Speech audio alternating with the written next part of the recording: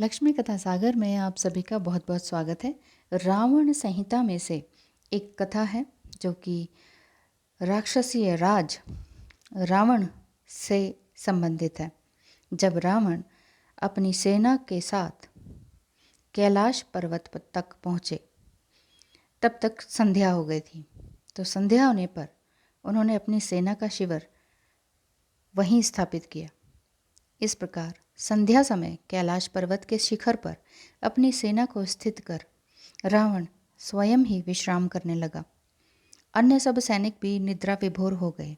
इतने में चंद्रोदय हुआ और महापराक्रमी रावण उठकर पर्वत शिखर पर बैठकर चंद्रमा की प्रभा और वृक्षों के कारण वर्धित कैलाश पर्वत की शोभा देखने लगा,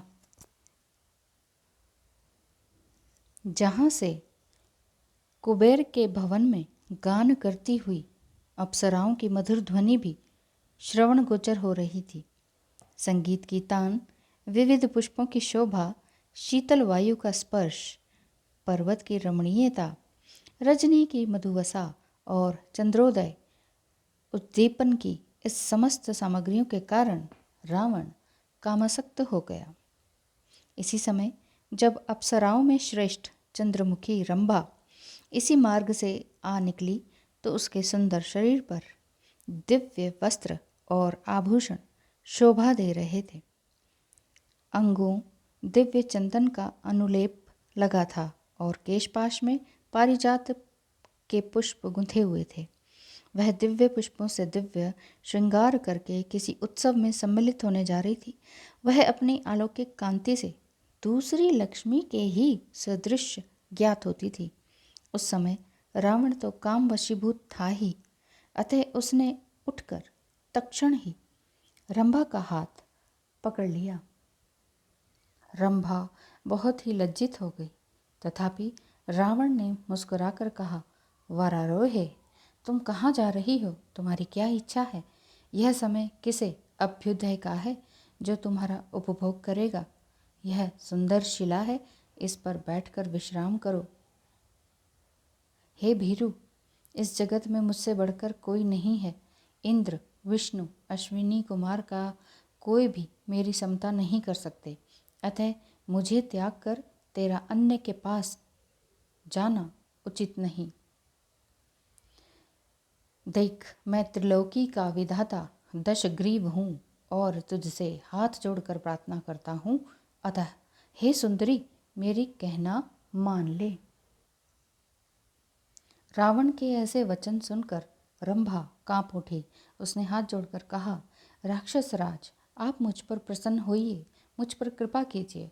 आपको मुझसे ऐसी बात नहीं कहनी चाहिए, क्योंकि आप मेरे महान हैं, गुरु और पिता के तुल्य हैं। यदि मुझे और कोई ऐसा कहे तो आपको मेरी रक्षा करनी चाहिए।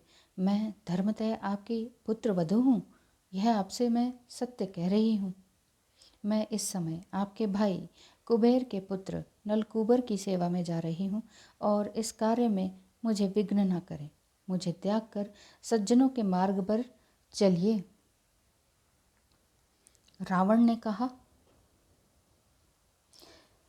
कि रंभे, तुम अपने को मेरी पुत्र वधू क्यों बता रही हो? यह विचार तो उस स्त्री के लिए आता है जो किसी एक पुरुष की पत्नी हो। तुम्हारे देवलोक की तो स्थिति ही कुछ और है। अप्सराओं का कोई पति नहीं होता। ऐसा कहकर उस निशाचर ने बलपूर्वक रंभा को उस शिला पर बिठा लिया और कामासक्त होकर उसका उपभोग किया। पश्चात उस अप्सरा को उसने छोड़ दिया।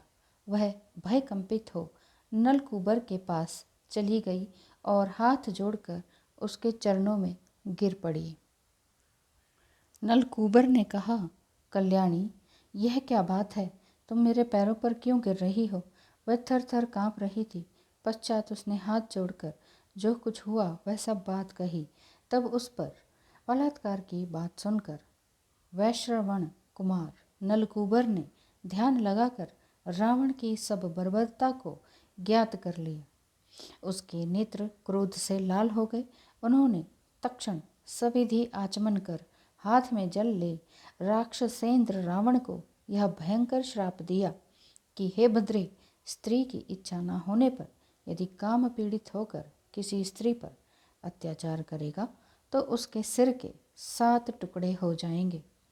नलकूबर के इस शाप को जब रावण ने सुना तब से उसने अकामा स्त्रियों पर बलात्कार करना त्याग दिया।